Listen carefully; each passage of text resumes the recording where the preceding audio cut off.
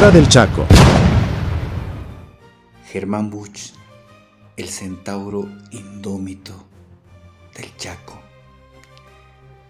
del escritor Robert Brockman, del libro Dos disparos al amanecer, vida y muerte de Germán Busch. Fragmento. En noviembre de 1932, el escuadrón de Busch efectuó una serie de operaciones comando detrás de las líneas paraguayas en las que se apoderó de camiones enemigos y de su contenido, denominados cuatrerrajes. Durante uno de ellos, sobre la picada entre los fortines Alihuatá y Saavedra, muy cerca del campo Jordán, cayó de sorpresa sobre 3 o 4 camiones paraguayos que llevaban agua.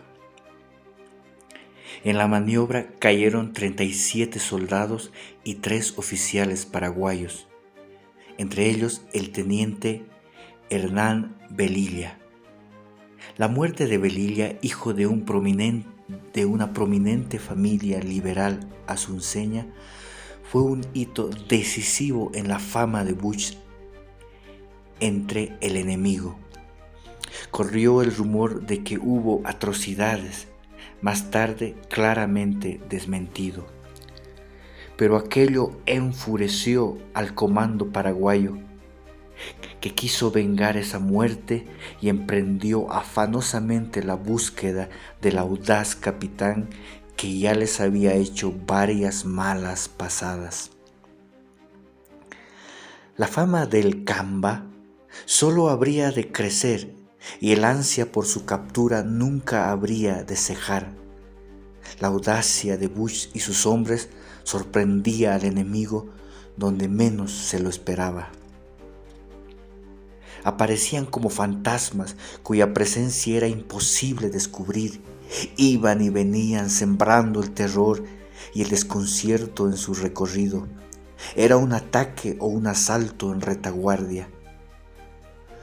Un cuatrerraje que causaba el pánico en las filas contrarias, una incursión instantánea en el corazón de alguna unidad enemiga, un cerco fulminante y mortífero y una retirada instantánea. Era Busch. El 11 de marzo de 1933, producto de una larga movida conseguida por Kunt, la unidad de Busch surgió desde la espesura a espaldas de las trincheras paraguayas, capturó el fortín Alihuatá, entre paréntesis, Centeno para los paraguayos, cierra paréntesis, y también la picada que conectaba con el fortín Arce, maniobra en la que el ejército boliviano capturó gran cantidad de material bélico enemigo. El 14 de marzo, su regimiento cortó la picada Alihuatá a Saavedra, causando numerosas bajas al enemigo, y salió detrás del puesto de comando de la 4ª División Paraguaya. Busch recibió una herida leve. En mayo de 1933, Busch recibió el mando del regimiento Lanza, 6º de Caballería. Busch y el Lanza ingresarían en la historia de la Guerra del Chaco como un solo nombre.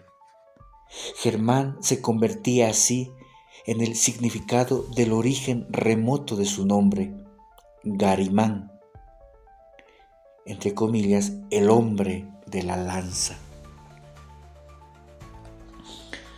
Solo en ese mes, el sexto protagonizó 3 ofensivas exitosas, de las cuales una resultó en la toma del fortín Fernández Viejo.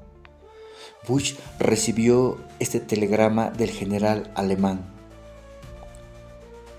Abre comillas. Todo el ejército admira proeza efectuada por ese destacamento. General Kuntz, cierra comillas.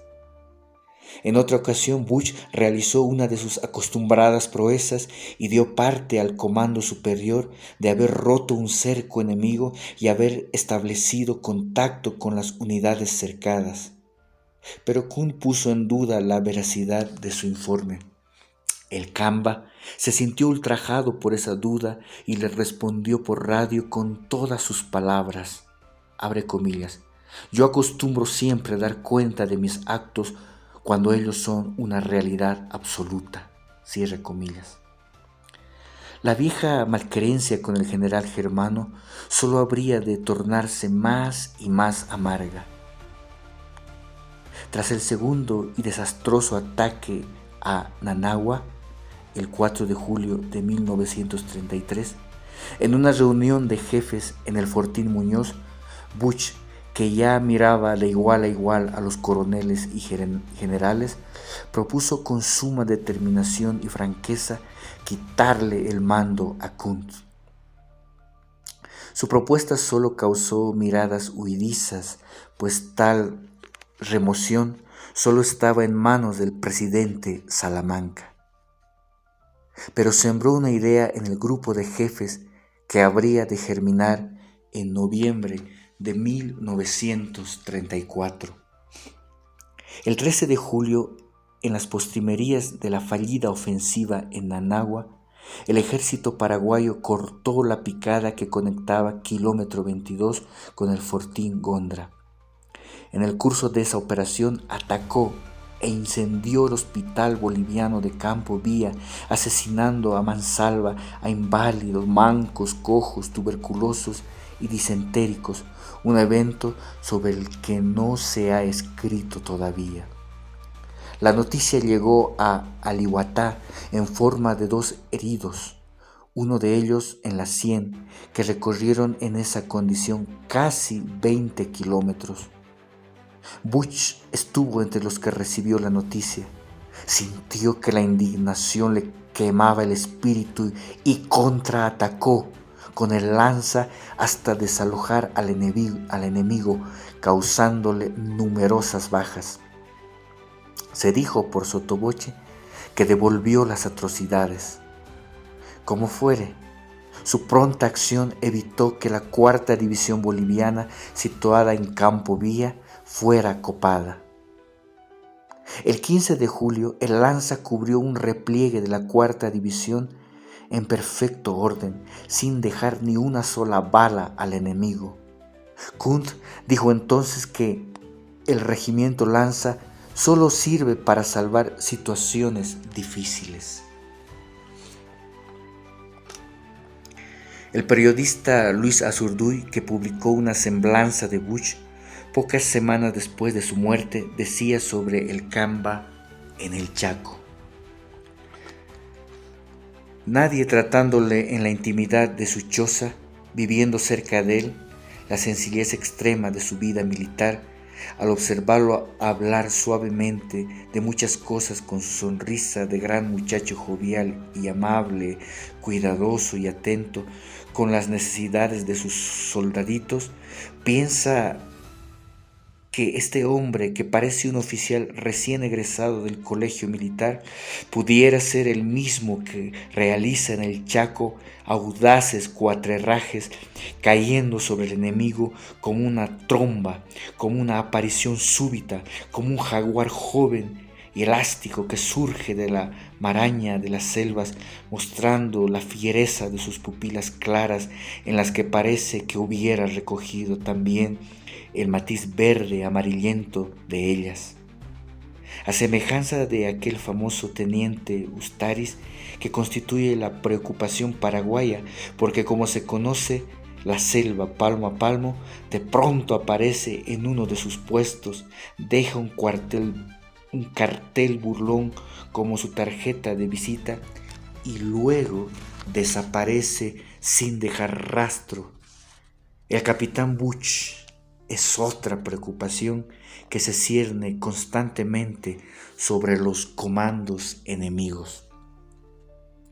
Como T.E. Lawrence en la Primera Guerra Mundial, o como Vasily Zaitsev u Otto Skorzeny en la Segunda, percibido como peligrosísimo y el hombre capaz de voltear tablas, Busch sería el hombre más buscado por el comando enemigo.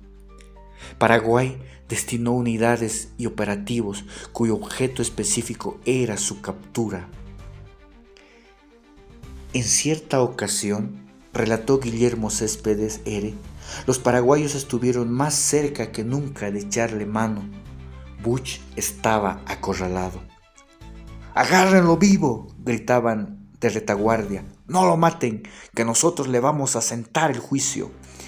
El capitán perdía terreno, empuñaba la pistola que iba a poner fin a su vida porque estaba resuelto a ello. No caería prisionero, y cuando las manos de los perseguidores iban a apretarlo en un círculo de odio, una ametralladora hábilmente emplazada empezó a vomitar fuego. Un humilde soldado supo cumplir con su deber. Butch se libró aquella vez, pero miles de soldados bolivianos no habrían de tener tanta suerte muy pronto. Poco después, el ejército paraguayo difundió la noticia de que el capitán Germán Butch había muerto en acción. Matilde, su esposa, explica que sucedió que yo le envié una pulsera con su nombre que se le cayó en una posición que después fue tomada por los paraguayos. Ellos la encontraron y anunciaron como una noticia importante la muerte de Germán. La noticia llegó a La Paz, pero yo no me enteré. El general Blanco Galindo, amigo de la familia, llegó a la casa y al verme tan tranquila no se animaba a darme la noticia que se creía era verdadera. Afuera empezó a agolparse la gente, pues para entonces Germán ya era un héroe y yo seguía sin darme cuenta. Por fin después se supo que Germán estaba bien. La única vez que salió con licencia, Germán quiso sorprender a Matilde en Cochabamba, pero ya era famoso, de modo que las autoridades anunciaron su llegada. Así que en Tarija, en Oruro y por donde pasaba, la gente lo esperaba y lo aplaudía. Al principio, él creía que era el trato que daban a todos los que salían de la guerra. Recién al llegar a Vinto, donde lo esperaba su familia, se dio cuenta de que el recibimiento era para él.